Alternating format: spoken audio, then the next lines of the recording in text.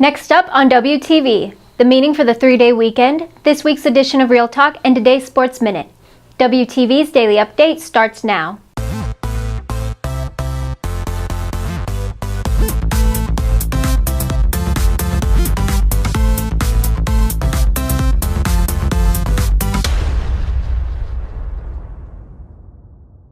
Good morning, Red Hawk Nation. Today is Friday, January 12th, and I'm Caitlyn Kleibert with another daily update brought to you by Wingspan TV. Students in AP Human Geography are learning what it would be like to run their own country. WTV's Ben Anderson has the story. The students were given an opportunity to start their own country from scratch at the beginning of the third 6-week grading period, with teachers dividing their rooms into 9 different classrooms by laying tape on the ground to make up borders. Students then selected a country to morph into their own by naming it and creating their very own flag. After customizing their country, students were free to trade with other countries as well as make allies and enemies in an attempt to make their country the best in the class. We came up with this probably about 7 years ago when we first started teaching the AP Human Geography class here at Liberty. And we thought this was a good idea, a good way to get the kids involved in actually experiencing what countries go through and how they deal with other countries. So each group has to go through a series of tasks that require them to cooperate or not cooperate with other groups, and then the next task makes that last task all that more important because now they're living with what was done prior to them by the other country. So the kids really seem to enjoy it. It gets emotions going in the classes. We try to make it exciting. It's kind of a harder time of year for kids to get excited, and we think it's fun. It's also for a limited time only, as the project ends at the end of the grading period. Reporting for WTV, I'm Ben Anderson. Even though school just resumed from a 2-week break, the upcoming weekend is a 3-day weekend, as Monday is Martin Luther King Day. Nearly 50 years after his death, WTV takes a look at MLK's impact today. Martin Luther King was an American Baptist minister and activist who became the most visible spokesperson and leader in the civil rights movement. Assassinated on August 4, 1968 by James Earl Ray, MLK's dream is still a work in progress. I don't think times have changed. I think that we still have racism in our society. It's still prevalent, but we just hide it so that way we think it's not there, but it still is. And nothing's changed because we pretend it's not there.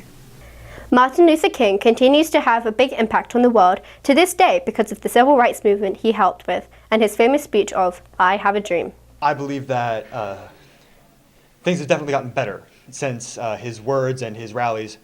In terms of minority acceptance, though there are still problems both with acceptance of minorities and the responses to the acceptance of the minorities. Reporting for Wingspan TV, I'm Kia Dunlop. On this week's edition of Real Talk, WTV's Julia Savage hits the halls to ask students if they think Martin Luther King Jr.'s dream came true. This is WTV's Julia Savage with this week's edition of Real Talk. And today we're going to hit the halls and ask students if they think that Martin Luther King Jr.'s dream came true. Do you think that Martin Luther King Jr.'s dream came true for America? I would say we've definitely made progress since then as a society, but there's still a lot of, racial inequality and racial injustice that I think goes on. You just saw with this H&M thing. So I would say we've made progress, but that dream has not been achieved yet, but we're working towards it. Yes. And why is that? Because when I look around the school, I see everyone together, and it's not just one race or something. Do you think that Martin Luther King Jr.'s dream became reality? Yeah, I do think so. And why is that? Because more people are getting free and, being more equal. Not that it's all equal, but mainly for the most part. Do you think that Martin Luther King Jr.'s dream became reality? Yes, I do. And why is that? Well, he kept pursuing for his dreams no matter what obstacles he went through, and he eventually actually reached the goal. This is WTV's Julia Savage with this week's edition of Real Talk. Boys and girls basketball play Reedy, and girls soccer plays McKinney tonight. Here's today's Sports Minute. Both guys and girls wrestling competed in the Reedy duels last night. The boys team won the duel 46-36 with pins by seniors Jonathan Green, Broderick Green, and Matt Thompson, as well as juniors Precious Essien and Austin Widener. The girls' team's sole match was won by junior Jordan Johnston in a pin. Boys soccer competed in the first game of the Wiley Showcase tournament yesterday. The Redhawks' first matchup of the tournament was against Garland, with the team losing 1-0. Their next matchup is against Grapevine today at 1 o'clock in Wiley. The girls soccer team takes on McKinney North High School at McKinney North tonight at 7:15. So far, the girls are 2-2 on the season and look to improve to a winning record. Moving inside, the girls team wraps up their first half of district play tonight as they travel to Reedy to play at 6. The girls are currently tied with Reedy for second place with 1 loss each, trailing only undefeated Lone Star. Immediately following the girls, the boys team continues its district run as they take on the Lions at Reedy tonight at 7:15. The boys sit in a 4-way tie at the top of district with Reedy at the bottom with no district wins. For WTV, I'm Carter Brock.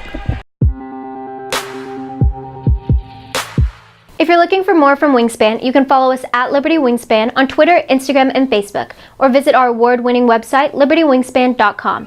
WTV's Neha Paramala brings you today's announcements.